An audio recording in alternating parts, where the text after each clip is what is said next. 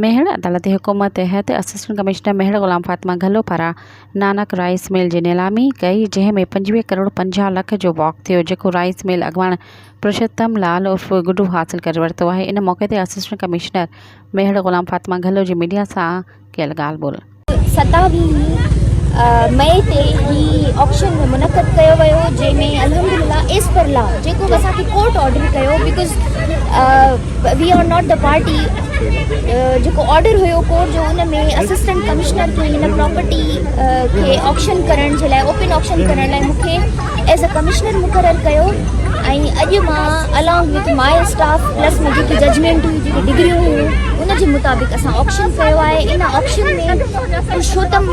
दास जेको आहे उन पार्टिसिपेट कयो ऐं उन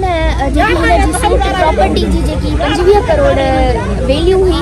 त फाइनल जेकी बिड हुन जी वई उहा 25 करोड़ ऐं 50 लख, फाइनल 25 करोड़ 50 लख में फाइनल थी आहे। जेको अॼु प्रोसेस थियो आहे इहो टू कोर्स ऑफ लॉ थियो आहे ऐं जेकी बि असांजी फाइनल हूंदी ऑक्शन रिपोर्ट हूंदी उहा असां कोर्ट में इंशाअल्लाह सब्सक्राइब कयो अवामी न्यूज़ HD खे ऐं ताज़ा तरीन ख़बरुनि लाइ ॾिसंदा रहो अवामी न्यूज़ HD।